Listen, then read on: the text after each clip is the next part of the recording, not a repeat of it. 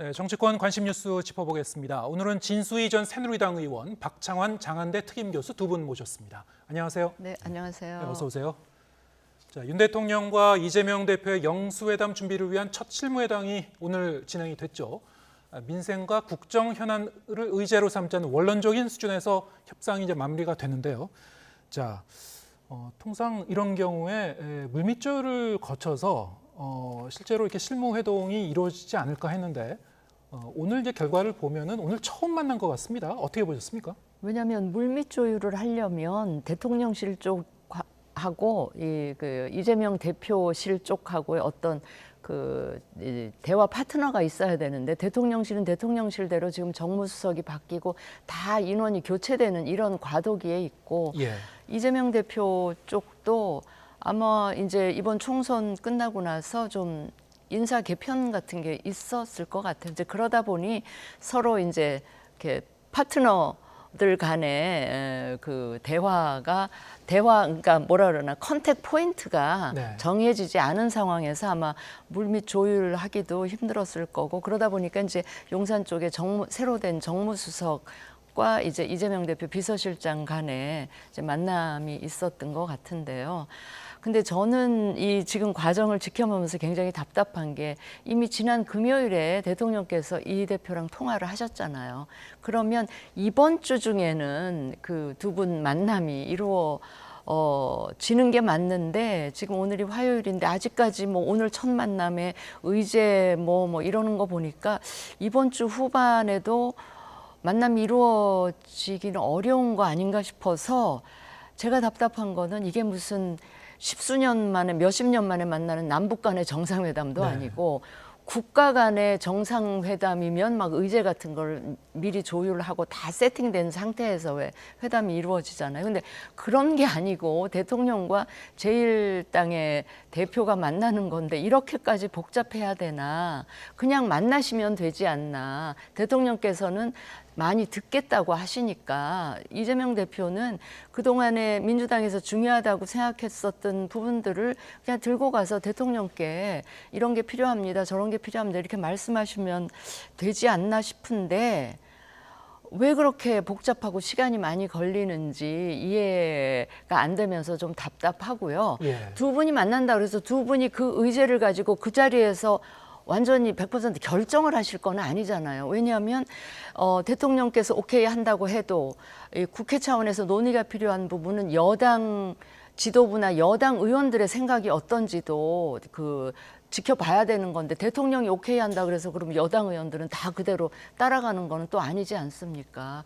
그래서 왜 이렇게 만남이 어려운지 그 의제도 그냥 야당에서 중요하다고 생각되는 거 몇 가지 들고 가서 대통령께 말씀드리고 대통령은 듣겠다고 하셨으니까 알겠다 검토해보겠다 뭐 이런 식으로 하시면서 제가 보기엔 일단 너무 오랫동안 안 만나셨으니까 예. 그러니까 만남 자체 대화 자체에 이제 물꼬를 트는 거에 의미를 두고 뭐 앞으로 이제 정례적으로 만난다든지 좀 자주 만나서 서로 의견을 교환하자든지 이런 식으로 하면 되는 거 아닌가 싶은데 모르겠습니다. 제 생각이 나이브한 건지는 모르겠는데 예. 저렇게까지 복잡하고 시간이 오래 걸릴 일이 아니지 않나 싶은 생각이 듭니다. 예. 오늘 만남에서 원론적 수준의 이제 합의는 있긴 있었던 것 같은데요. 구체적인 협의까지는 못 간 것 같고 네. 지금 말씀하신 것처럼 좀 답답한 흐름으로 보인다. 네. 워낙에 그동안 양측 간의 대화가 없어서 그런 겁니까? 아니면은 뭐 기싸움 차원이라고 보십니까? 저는 이럴 수밖에 없는 상황이라고 봐요. 그동안에 뭐 신뢰는커녕 사실은 날선 적대감만 유지가 됐었거든요. 윤석열 대통령은 뭐 야당을 보고 반국가 단체에 준하는 뭐 이런 비난을 했었고 또 야당은 윤석열 대통령을 향해서 검찰 독재라고 비난을 해왔습니다. 사실상 뭐 총만 안 들었다 뿐이지 전쟁을 해온 거나 다름없는 사이였어요. 그러니까 신뢰가 전혀 없습니다. 이런 상황에서 대화를 한다? 근데 그 대화가 사실은 대통령의 필요에 의해서 용산의 필요에 의해서 생긴 거잖아요. 2년 네. 동안 거부하다가. 그러면 첫 만남을 통해서 뭔가 신뢰를 쌓는 그리고 이번 이 만남의 계기가 된 게 결국은 총선 대패에 있기 때문에 그러면은 뭔가 국정기조의 변화를 보여줄 가시적인 조치를 내놔야 돼요. 이제 그렇기 때문에 그냥 만난다 그러면 쉽지만은 그 만남을 통해서 윤석열 대통령이 국정기조가 이렇게 바뀌었습니다라고 하는 뭔가를 야당에게 선물로 줘야 된다라는 거죠. 즉 빈손회담이 안 된다. 빈손회담은 안 되기 때문에 대통령도 만족할 만한 뭔가 협조를 얻어야 되고 야당도 국민들에게 윤석열 대통령이 이렇게 바뀌고 있네요라고 할 만한 뭔가를 가지고 가야 된다라는 거죠. 이거를 갖다가 서로가 어느 선에서 맞춰줄까를 갖다가 오늘 탐색전을 한 거다. 그럼 이제 본격적인 협의가 들어가게 되면 뭐 다음 주 정도는 돼야 되지 않을까 이렇게 예상들을 하는 것 같습니다. 근데 대통령의 필요에 의해서만 만나는 게 아니고요. 이재명 대표 쪽에서 그동안 반복적으로 영수회담 하자 만나자라는 얘기는 이재명 대표 쪽에서 계속 한 거 아닙니까? 그러니까 2년 동안 안 그런 거를 만나다가 이제 와서 만나니까 하는 아니, 얘기죠. 그렇다고 그걸 대통령의 필요에 의해서만 만난다 이렇게 말하는 건 좀 맞지가 않는 것 네, 같습니다. 알겠습니다. 네. 지금 여러 정황을 종합해 보면은 네. 이번 주가 아니고 다음 주에 이제 개최될 가능성도 상당히 좀 높아지고 있는 그런 상황인데요. 자, 역시 문제는 어떤 주제를 대화 테이블에 올릴지입니다. 구체적인 의제 등의 조율까지는 오늘 나가지 못했다고 하는데요. 의제를 둘러싼 양측의 팽팽한 신경전이 이어지고 있죠. 관련 발언 듣고 오시겠습니다. 제 개인적인 생각에 불과하다는 점 전제로 예. 말씀드립니다. 예. 아무래도 저희가 지금 경제나 민생이 어렵다 보니까 지원금을 좀 국민께 드려야 되는 것 아니냐. 또 많은 국민들이 원하고 있는 최수근 상병 특검법에 관련된 수용적 태도 이런 것들도 좀 언급이 될 것 같습니다. 민주당 대표가 전 국민 25만 원 지원금을 고집한다면 이 또한 논의의 대상이 될 수는 있을 것입니다. 그렇지만 우리 국민의힘은 국민들께서 더 생산적인 의제에 대한 합의를 원하고 있다고 생각합니다. 예를 들어 소상공인과 자영업자 지원, 장바구니 물가 대책 등 시급하면서도 국민의 피부에 와닿는 현안에 집중한다면 첫 영수회담의 의미가 더욱 살아나게 될 것입니다. 네, 지금 의제가 어떤 것이 이 대화 테이블에 오를 것인가? 사실 지금까지 언론에 나온 걸 보면은 몇 가지로 압축이 됩니다. 민생 이슈는 이재명 대표가 여러 차례 밝힌 바와 같이 전 국민 민생 회복 지원금 지원 문제 25만 원, 자, 그 문제가 있고. 또 하나는 뭐 이 총리 인선과 관련해서 뭐 논의가 이루어질 수도 있습니다만 그것보다는 더 이제 이 논쟁적인 부분은 여러 가지 이 쟁점 법안과 관련된 것들이겠죠. 특검 문제들 이런 것까지 논의가 될지 좀 나눠서 얘기를 해보겠습니다. 일단 민생 회복 지원금 같은 경우에도 양측 간에 현격한 의견 차이가 있어서요. 어떻게 보시고 계신지요? 그러니까 저는요 지금 소상공인 자영업자 정말 힘든 걸로 알고 있습니다. 그래서 소상공인이나 자영업자 지원하고 관련해서는 정말 이 머리를 맞대고 뭔가를 해야 된다라고 생각을 하는데 그게 저는 25만 원 지원금을 무차별로 모든 국민에게 살포하는 식 그거가 유일한 그거는 아니라고 생각을 하거든요. 오히려 그거는 총 13조 원을 풀게 되는데 물론 저소득층 가정들은 그 돈을 다 쓰게 될 겁니다. 그러나 또 중산층 이상은 그걸 자산화하면 그게 다 풀리는 게 또 아니거든요. 그렇다고 한다면 과연 이게 도움이 될지 소비를 한다고 쳐도 그렇게 되면 이제 뭐라 그럴까요? 또 물가에 주는 압박은 없겠는지 더 물가를 오르게 만들면 일회성으로 25만 원 받은 거 다 쓰고 나서 그 이상 물가 부담을 이 저소득층이 져야 되는지 뭐 이런 문제도 있고요. 그래서 자영업자들이 굉장히 힘든데 힘든 자영업자들을 그렇게 일회성으로 하고 효과도 그렇게 긍정적인 효과만을 줄지 아니면 물가라고 하는 이제 부작용이 나타날지도 모르는 이런 거를 하기보다는 그보다 조금 더 근본적인 국회 차원에서 할 수 있는 거를 머리를 맞대고 논의하면 좋겠다 이런 말씀을 드립니다. 네. 이 민생회복지원금 문제는 거의 확실하게 의제에 오를 것으로 예상이 됩니다만 이를테면은 그 지원금 자체에 반대를 하는 건지 아니면 선별적 지원 정도는 수용할 만한 건지 이것도 좀 더 구체적으로 논의를 해봐야 되겠습니다만 어떻게 보고 계십니까? 네, 일단은 뭐 지금 소상공인들이 장사가 안 된다라고 얘기하는 원인이 뭐냐 하면 내수가 급감했기 때문이에요. 그 왜 내수가 급감했냐? 물가가 올라가면서 실질 소득이 줄어들어서 지갑을 닫아버린 겁니다. 소비를 안 하니까 장사가 안 되는 거예요. 그러면은 지금 근본적으로 그러면은 국민들이 지갑을 열게 하려면 가서 물건을 사 먹고 음식을 사 먹게 하려면 근본적인 대책을 어떻게 내놓습니까? 쉽지 않은 문제예요. 그래서 단기적인 대책으로 지금 민생회복지원금 얘기가 나온 거고 말씀처럼 중기적인 대책, 장기적인 대책도 함께 나와야죠. 하지만 지금 당장의 어려운 그런 그 내수 급감을 해결하기 위한 방안으로 얘기를 했는데 이거를 어느 수준까지 받아들이느냐 이게 저는 정치의 영역이라고 봐요. 민주당은 뭐 애초에 보편복지를 주장해 왔기 때문에 과거의 코로나 재난지원금처럼 전 국민에게 주자라는 입장이지만 여당이나 또 대통령실에서 이 부분이 이제 아까 장관님 말씀하신 것처럼 나중에 물가로 다시 되돌아올 위험성이 있으니까 뭐 선별로 해서 주자든지 또는 액수에 조정을 한다든지 뭔가 방법을 찾으면은 방법이 있을 수 있다. 중요한 건 그렇게 머리를 맞대서 뭔가로 의견을 만들어가는 과정이기 때문에 저는 일단은 민생회복지원금이라고 하는 그 의제 자체는 나쁜 건 아니라고 봐요. 그거를 어떤 수준에서 얼마만큼 정부가 수용할 수 있을지를 지금 이제 물밑 조율 과정에서 저는 좀 조정을 해 나가면 될 거라고 봅니다. 네.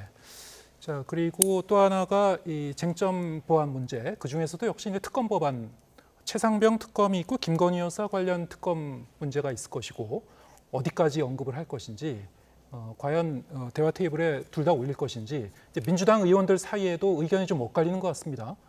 친명계 좌장이라는 정성호 의원 같은 경우에는 김건희 여사 특검 문제까지 거론하는 것은 적절치 않다. 이번 그 첫 회동에서는 라고 얘기하는가 하면 박주민 의원 같은 경우에는 불편해하더라도 직접 이번에 얘기를 꺼내야 될 것이다라고 주장하기도 했고요. 좀 어떻게 될 것 같습니까? 어떻게 될 건지는 제가 예측하기는 힘든데 저 개인적으로는 정성호 의원 말씀에 동의를 하는 게요. 지금 아주 오랜만에 어렵사리 만들어진 첫 만남이다 보니까 서로 간에 약간 예민할 수 있는, 민감할 수 있는 그 김건희 여사 특검법 같은 거는 조금 제껴놓고 앞으로 이제 계속 또 만나게 되면 얘기를 할 수도 있으니까요. 그런 것 같고요. 제 개인 견해를 말씀드리면 최상병 특검법 같은 거는 그 좀 의제에 올려도 되지 않을까 싶은 것이 네. 왜냐하면 지금 공수처에서 수사를 하고 있지만 지금 아마 여당 의원들 다수 의견은 지금 수사 중인 사안을 굳이 특검으로 가져갈 필요가 있냐, 수사 끝나서 미진하면 가져가는 게 맞지 않냐 이렇게 얘기를 하지만 지금 제가 보기에는 공수처 뭐죠? 그 처장인가요? 처장도 벌써 몇 달째 공석으로 있는 상황에 제가 보기에 이게 시간이 지나도 공수처가 이 사건에 대한 수사 의지도 없어 보이고 수사 일단 능력이 없어 보여요. 지금 공수처에 계신 분들이. 그래서 뭐 시간을 더 준다고 해도 이 수사가 제대로 진척이 안 될 것 같다는 생각이 들어서 이거는 특검으로 가져가는 게 맞지 않나 뭐 이런 생각이 들어서 그 정도는 저는 그날 두 분이 만났을 때 의제를 꺼내서 한번 상의를 해보시는 게 좋겠다 이런 말씀을 드리고 김건희 여사 특검 관련해서는 바로 대통령 가족과 관련한 문제니까 네. 첫 회담에서는 조금은 좀 유보해 두는 게 낫지 않을까. 그게 민주당 입장에서도 보따리에 이제 여러 개 의제를 가져가서 이야기를 하는 중에 만약에 그게 걸림돌이 돼서 다른 의제들까지 어떤 논의가 잘 진도가 안 나간다 이러면 그것도 그렇게 썩 생산적이지 않은 회담이 될 것 같기에 그 정도로 하는 게 어떨까 하는 생각입니다. 물론 이 부분이 예민한 그런 사안이긴 하겠습니다만 반드시 사전 조율된 의제만 회담에서 얘기할 것인가? 그거는 이재명 대표의 또 이 판단에 그렇죠. 따라 좀 달라질 수 있을 것 같고요. 비공개 회담에서는 또 미리 예정되지 않은 의제가 얘기될 수도 있는 건데 어디까지 얘기가 될 것 같고 또 어떻게 해야 된다고 보십니까? 저는 뭐 모든 쟁점이나 의견들이 어느 정도는 다 얘기가 나올 거라고 봐요.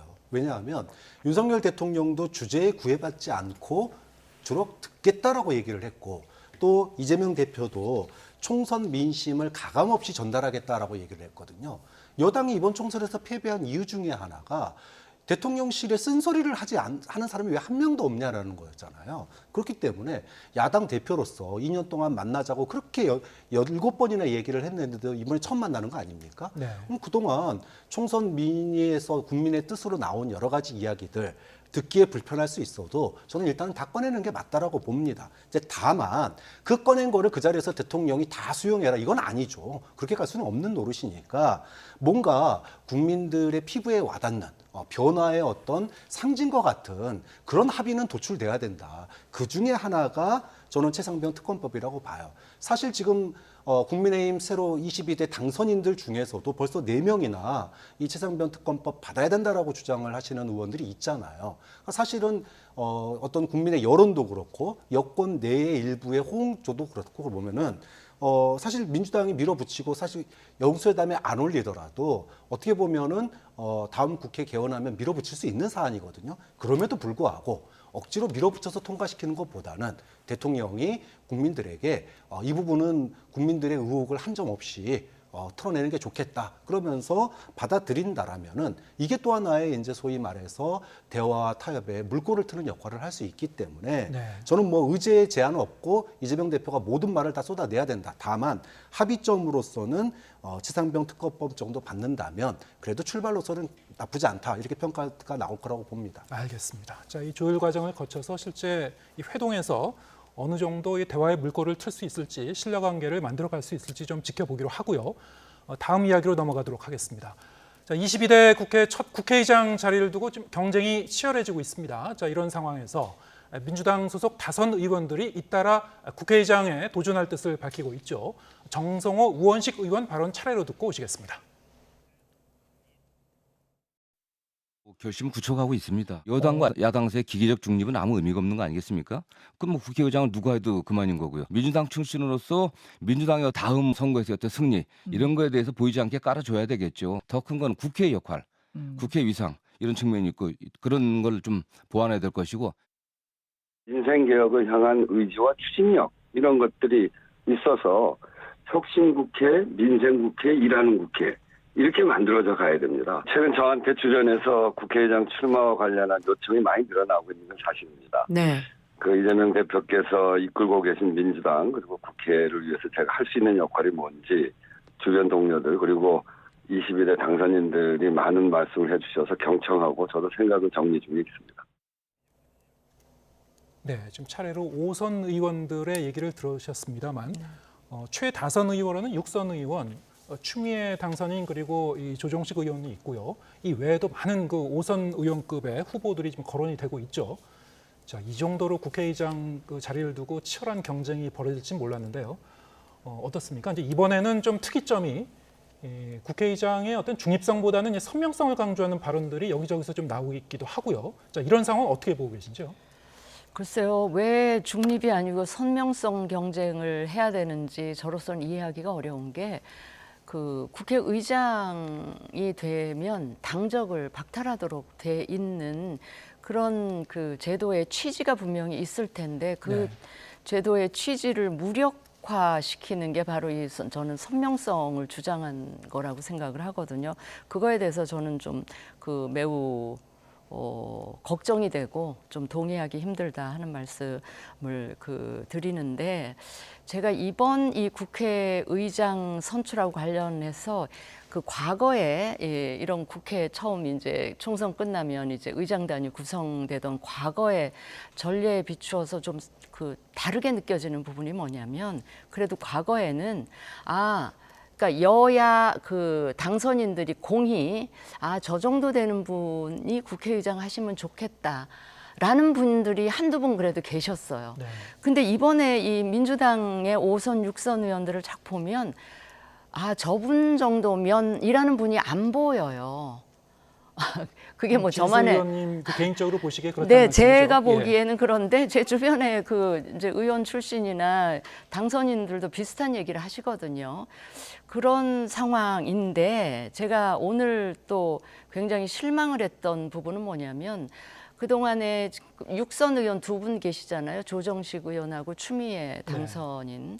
근데 조정식 의원께서 뭐라 그러셨냐면 명심은 당연히 나다. 네. 명심이라는 게 이제 이재명 대표의 마음은 그게 나한테 있다 이런 뜻이잖아요. 이런 거는요 굉장히 부끄러운 말씀인 거예요. 이게 지금 국회의장은 대한민국 그 의전 서열 2번째입니다. 대통령 다음으로 3부 요인 중에 한 분인데 이런 국회의장을 하시겠다는 분이 당내에서 이재명 대표의 마음은 나한테 있다 이런 말씀을 하시는 게 그게 적절한가요? 국회의장 격에 맞는 말씀이신가요? 저는 그걸 반문하고 싶고 이거는 국격을 매우 떨어뜨리는 그런 발언이기도 하셔서 매우 좀 실망스러워하면서 조금 전에 드렸던 말씀, 이 많은 희망자들 가운데 예년하고는 달리 저분 정도면 이라는 분이 안 보이는 거에 대해서 매우 걱정도 되고 좀 실망스러웠다 하는 말씀을 드립니다. 네. 말씀하신 대로 지금 국회법에는 이 국회의장의 당적 보유 금지 조항이 있죠. 그렇기 때문에 일단 국회의장 자리에 오르기 전에 탈당을 하고 의장을 하다가 이제 복귀할 때 다시 이제 복당을 합니다만, 자 과거에 비해서는 국회의장의 어떤 정파성, 당파성이 좀 덜해졌다고는 합니다만 여전히 거기에 대한 논란은 끊이지 않고 있었고요. 자 지금 이제 벌어지고 있는 현상들, 국회의장 후보군에서 이 이재명 대표의 의중을 얘기하는, 명심을 얘기하는 그런 현상들, 자 이런 게 어떤 영향을 줄 것 같습니까? 저는 국회의장 후보들이 뭐 저도 비슷합니다. 명심을 얘기한다는 것 자체가 웃긴 거라고 봐요. 명심을 얘기할 게 아니라 민심을 얘기해야 되죠. 그러니까 21대 국회가 압도적인 다수로 180석의 거대 여당을 만들어줬습니다. 그런데 2년도 안 돼서 정권이 바뀌어버렸어요.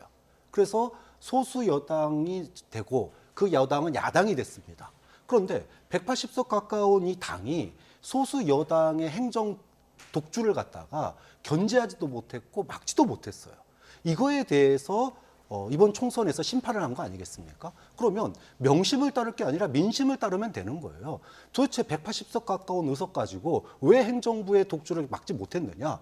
이걸 막기 위해서 국회의장의 위상과 역할이 조금은 달라질 필요가 있다라고 얘기하는 게 좀 맞는 거라고 봐요.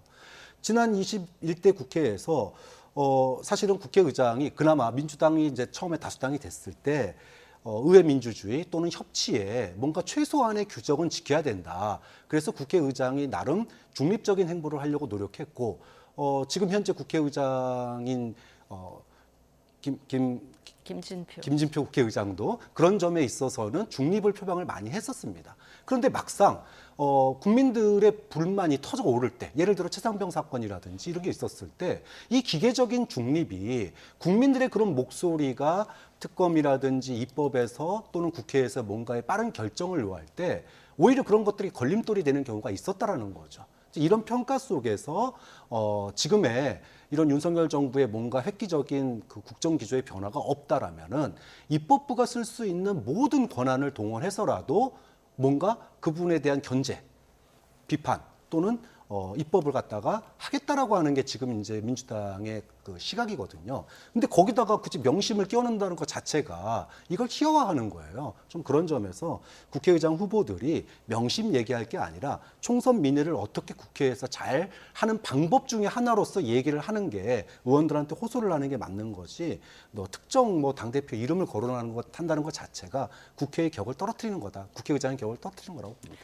저는 그동안 의장들의 그 중립적인 국회 운영을 기계적인 중립 이렇게 저는 평가절하할 수는 없다고 봅니다. 그리고 그 총선 민의에 나타난 그 최종적인 결과를 두고 해석은 제각각 할 수 있어요. 그런데 민주당 쪽은 주로 그렇게 해석을 하는 것 같아요. 지난번 총선 끝나고 21대 국회에도 180석이나 몰아줬는데 한 게 뭐 있느냐라는 게 민심이라 그러는데 저는 그거 아닌 것 같거든요. 100석 정도에 해당하는 국민의힘 의원들이나 국민의힘에 표를 준 국민들도 국민이에요. 그분들도 그분들의 민의도 충분히 저는 국회 차원에서 존중이 돼야 된다고 보고요.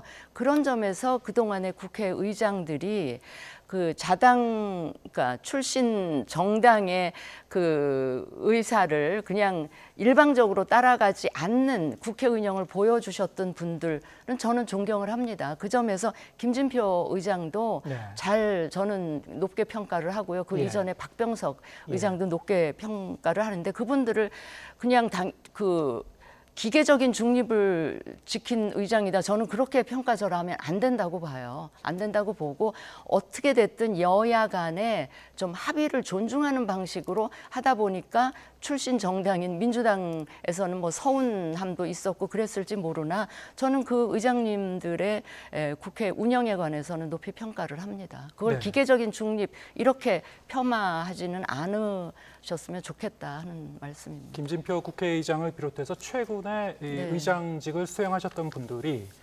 비교적 여야 합의를 강조하는 그런 그 중립성을 강조하는 그런 운영 스타일.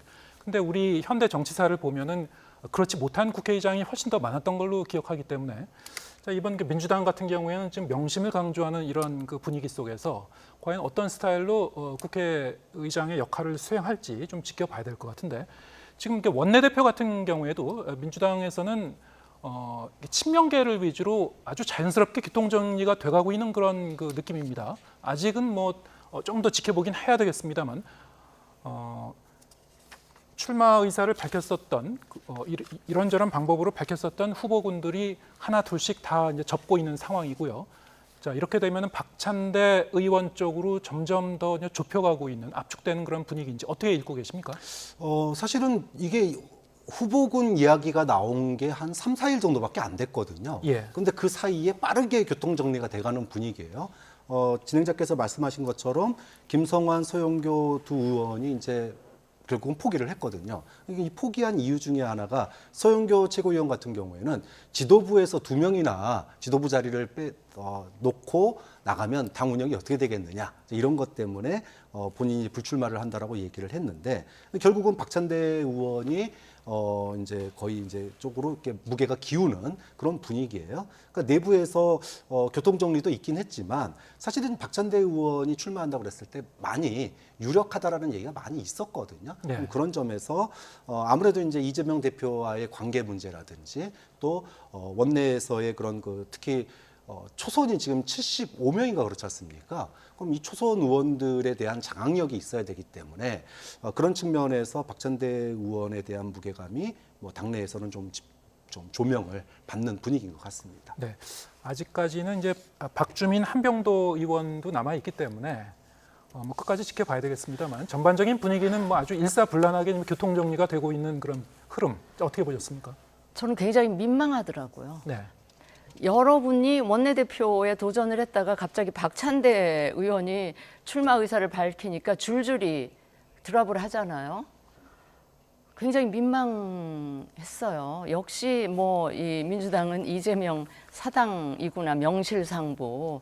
그러니까 이재명 대표와 가장 가까운 거리에 있는 분이 이제 출사표를 내니까 줄줄이 뭐 이런저런 핑계를 대가지고 다 드랍을 하는 게 와, 민주정당이 이래도 되나? 원내대표 출사표를 던졌으면 되든 안 되든 도전 또 해보는 게 그게 경험일 수 있고 그 다음 원내대표 선거를 또 위해서 그 하나의 경험일 수도 있는데 아예 그냥 어떤 특정인이 나오니까 바로 기다렸다는 듯이 그 더 오래 버티면 또 찍힐세라 드랍을 하는 게 되게 민망해 보였고요. 과연 민주정당이 이래도 되나 싶을 정도여서 좀 보기에 안 좋았습니다. 예, 그렇게 보셨군요. 네. 자, 이 민주당 상황은 그렇고요. 국민의힘 같은 경우에도 원내대표 민주당과 같은 날짜에 뽑죠. 5월 3일 선출이 되는데 국민의힘 같은 경우에는 차기 원내대표가 누가 될지 아직까지는 윤곽이 나타나지 않고 있는 것 같아요. 좀 대조적이긴 합니다. 양당이. 네. 근데 국민의힘 같은 경우에는 지금 이제 비대위를 또 꾸려야 되고 비대위원장을 이제 선출을 해야 되죠. 누가 어떻게 선출할 것인가? 윤재혁 현 원내대표가 정하는 쪽으로 의견을 모았다고 합니다. 자, 이 부분은 어떻게 보셨습니까?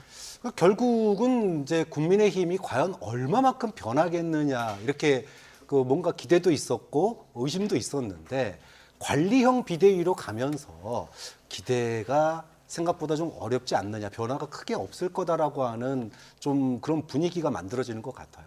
사실은 수도권 낙선 의원들 후보들 중심으로 해서 수도권 후보가 돼야 된다. 그래야지 국민의힘이 뭔가 변화의 동력이 생긴다라고 하는 주장이 많았는데 사실 관리형 비대위라고 한다 보면은 높은 선수의 의원이 되는 거 아니겠습니까? 네. 그럼 높은 선수의 의원 그러면은 지금 수도권에 높은 선수에 있는 현역 의원이 어디 있습니까? 없거든요.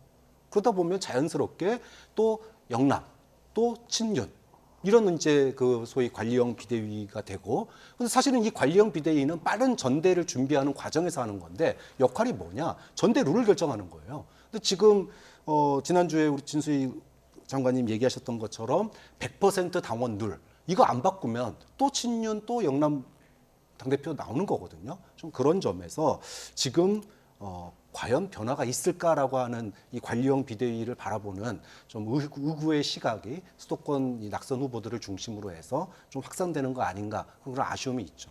자, 이 관리형 비대위 그리고 이 비대위원장 어떻게 뽑을 건지, 자, 이 부분은 오늘 이제 정의영 수석 대변인이 브리핑을 한 내용이죠. 4선 이상 당선인들이 모여서 간담회를 열었습니다. 자, 관련 발언 일단 듣고 대화 이어가도록 하겠습니다. 최대한 빨리 전당대회를 치러야 된다는 것은 어제 당선자 총회와 동일하게 확인이 됐고, 그러기 위해서 전당대회를 준비하는 비대위가 구성되어야 한다. 비대위원장은 윤재욱 당대표 권한 대행께서 다양하게 찾아서 결정을 하는 것으로 이야기됐고. 자, 이렇게 되면요. 아까 설명하신 대로 네. 지난 한 주 동안 여당 안에서도 이런저런 쓴소리도 좀 많이 나왔고요. 낙선인 모임에서도 그런 얘기가 나왔고, 윤상현 의원이 개최한 두 차례의 세미나에서도 그런 얘기들이 나왔고, 물론 이제 이 당선인 총회하고는 좀 분위기가 좀 달랐다고는 합니다만, 당의 체질을 좀 바꿔야 된다, 근본적으로 좀 바꿔야 된다라는 목소리는 좀 덮여지는 겁니까? 어떻게 지금 전망하고 계십니까? 그러니까 제가 안타까운 거는 보통 국회에서는요, 배지를 달고 있는 현역과 아닌 사람들의 이 발언권 네, 강도는 굉장히 차이가 있어요. 예. 예, 낙선자 모임은 주로 이제 원외 위원장의 역할을 앞으로 하게 될 것인데, 원외와 원내는 정말 하늘과 땅 차이로 큰데, 이 지금 낙선인 모임에서 나온 이야기들과 당선인 모임에서 나온 이야기들은 낙선과 당선 차이도 있지만 지역 차이 때문에 이 견해차가 더 큽니다. 아무래도 당선인은 영남 민심을 주로 들으면서 그걸 대변하게 되고, 이 낙선자들은 주로 수도권 출신이기 때문에 수도권 민심을 대변하게 되는데, 저는요, 이 관리형 비대위하고 혁신형 비대위가 저는 대비되는 개념이 저는 아니라고 보고 아니어야 한다고 생각을 해요. 그러니까 관리형 비대위라고 이름을 붙인 건 아마도 작년 한 해 내내 비대위가 굉장히 여러 차례에 걸쳐서 있지 않았습니까? 국민의힘에. 그때는 제가 보기에는 그렇게 비상 상황이 아닌데 비대위를 이제 이준석 대표를 사퇴시키는 과정에서 그냥 비대위가 만들어진 거고, 지금 총선 참패 이후는 지금은 진짜 비상한 상황이기 때문에 지금 이제 비대위를 띄우는 게 맞는데, 작년에 너무 여러 차례 비대위를 했기 때문에 이제 국민에게 주는 피로감도 있고 하다 보니까 짧게 관리형 비대위를 통해서 정기국회 이전에 전대를 하고 빨리 국회 이전에 이제 지도부를 선출하겠다, 이런 그 스케줄인 것 같아요. 저는 그런 결정에 동의를 해요. 동의를 하지만 관리형 비대위라 그래서 혁신적인 조치를 할 수 없다, 안 해도 된다, 저는 이건 아니라고 보거든요. 예컨대 관리형 비대위라고 하더라도 비대위원장이 되시는 분이 당의 중지를 모아서 혁신적인 룰 몇 가지는 고치고 갈 수도 있다고 봅니다. 네. 그 대표적인 게 이 당대표를 당원 100%로 뽑는 그 룰 있잖아요. 예. 그 룰은 관리형 비대위에서도 바꾸면 됩니다. 그럴 수 있습니까? 바꾸면 되죠. 그건 예. 우리 당의 구성원들의 의지에 따라서 바꾸면 되죠. 제가 개인적으로 당원 100% 룰 바꾸고 몇몇 대표감들 주저앉히면서 궤변 있었잖아요. 윤심이 당심이고 당심이 민심이다. 저는 그렇게 한 것으로부터 오늘날 이 총선 참패의 비극이 그때 또 이제 시작이 됐다 이렇게 보는 입장이어서 저는 관리형 비대위가 되더라도 비대위원장이 이런 혁신적인 조치 몇 개는 하면서 이제 전대를 준비하는 게 맞다라는 생각이 들고요. 그렇기 때문에 지금 관리형 비대위지만 비대위원장은 저는 수도권 중진 의원들이라도 수도권 이번에 당선된 네. 의원이 저는 비대위원장을 하는 게 맞다. 그리고 저는 그런 제안을 했어요. 빨리 당선인 총회에서 원내대표를 뽑아서 네. 그 원내대표로 하여금 그 비대위원장을 맡아서 전당대회 준비를 하게 하고 그 비대위원장도 원내대표, 그 비대위원장도 원하면 전당대회 출마도 이렇게 할 수 있거든요. 그런 식으로 가면 좋겠어서 정말 이번에 이제 영남에서 당선되신 분들은 정말 이번에는 당을 위해서 한 1년 정도는 좀 참아주십사. 그래서 수도권에 계신 분들이 당의 얼굴로 당 지도부에 포진하는 게 우리 당의 이제 그 이번 총선 참패를 그래도 가급적 빠른 시간 내에 좀 만회하는 예. 그런 과정일 수 있겠다 싶어서 정말 영남 의원들 우리 쪽에서 많이 당선됐으니까 우리 영남에서 뭐 원내대표가 나와야 돼 이런 생각 좀 참으시고 당을 위해서는 좀 수도권 출신들 앞장 세워줬으면 좋겠다 하는 바람을 말씀을 드립니다. 예. 관리형 비대위로 가더라도 전당대회 룰을 충분히 고칠 수가 있다. 어쨌든 그렇다면 이게 비대위원장을 이제 누가 맡을 것인지를 빨리 결정을 해야 될 텐데 당내에서 이제 4선, 뭐 5선 정도의 그 이상의 이제 이 중진들을 지금 접촉하고 있는 것 같습니다. 네.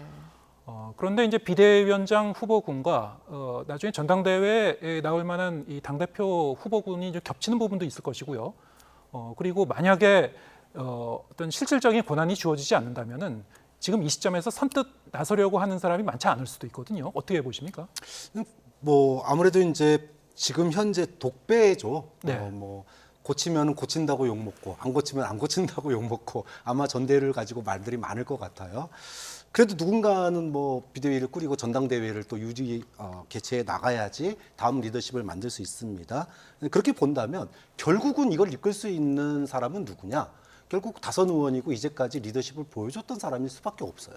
그러니까 뭐 예를 들어 성일종 의원이나 이철규 의원이나 그동안에 뭔가 역할을 해왔던 분들 중에서 과거 지도부에 참여했던 분들 중에서 한 분이 비대위원이 될 가능성이 현재로서는 높지 않겠느냐. 결국 저는 총대를 맬 거라고 봅니다. 예. 자, 그리고 지금 이제 문제는 최악의 경우예요.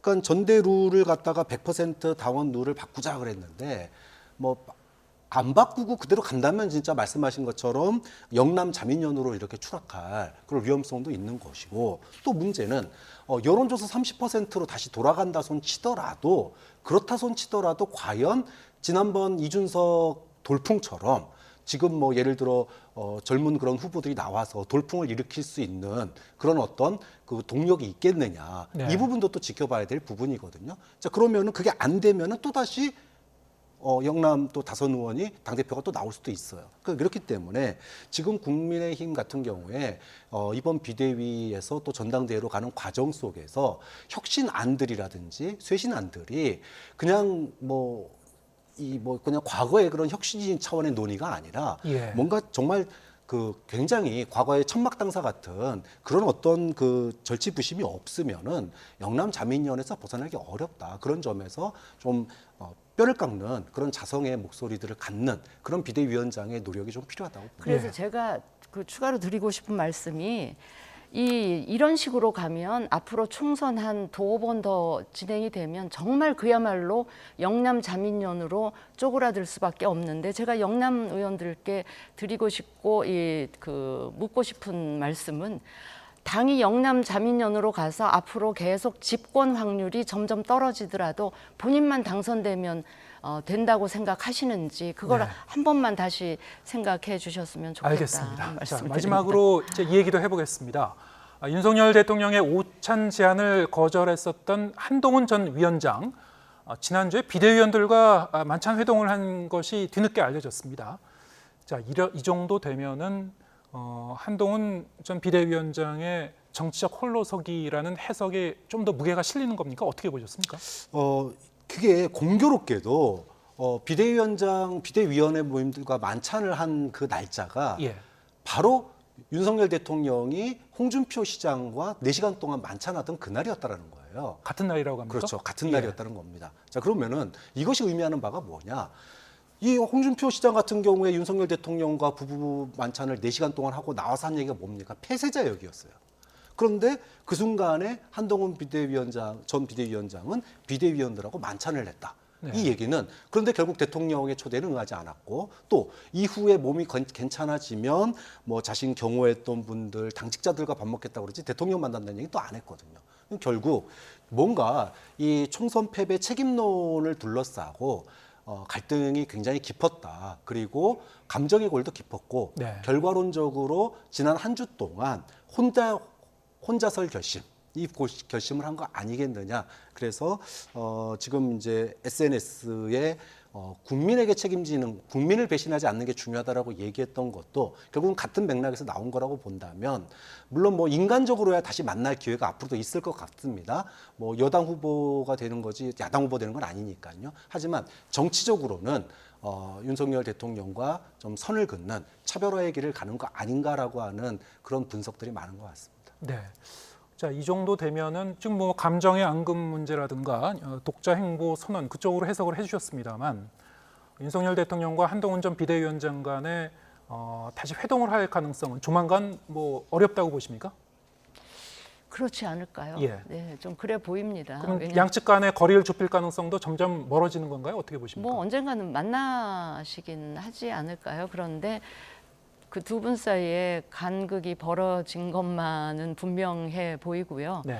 그다음에 뭐 그 용산 쪽을 잘 아는 분의 전언에 따르면 뭐 돌이킬 수 없는 그런 관계가 되어버렸다 이렇게까지 보시는 분들이 있던데, 하여튼 그 타임라인을 보면요, 그 대통령과 홍 시장의 네. 그 만찬 회동 직후에 또 홍 시장이 폐쇄자 운운하는 글을 또 페이스북에 올렸고, 그 다음에 이제 만찬 그 제안을 이제 거절하시고, 거절하는 그 뭐라 그럴까 이 사유를 몸이 안 좋다 뭐 이렇게 하시는 걸 보면 그래 보입니다. 그게 뭐 오해는 아닌 것 같고요. 지금 상황이 그래 보이는데 과연 또 시간이 흐르면 또 그 간격이 또 좁혀질 수도 있고요. 좁혀질 수 있는 계기가 또 마련될 수도 있으니까 그거는 좀 지켜봐야 될 것 같습니다. 예.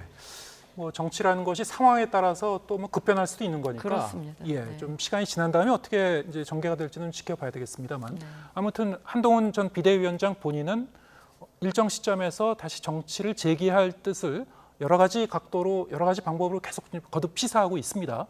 어떻게 할 걸로 보십니까, 미래?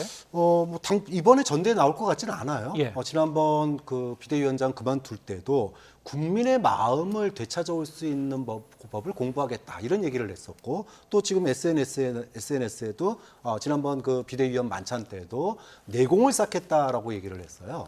그럼 결국은 내공이라고 하는 것은 다음 정치에 돌아올 때까지 본인의 역량을 키우겠다는 얘기 아닙니까? 예. 그럼 역량을 키우는 게 정치 일선에서 물러나가지고 역량을 키울 수 있는 방법은 뭐 국정 철학이라든지 또는 국가의 정책 비전 또는 정책 같은 것들을 공부하고 오겠다는 얘기거든요.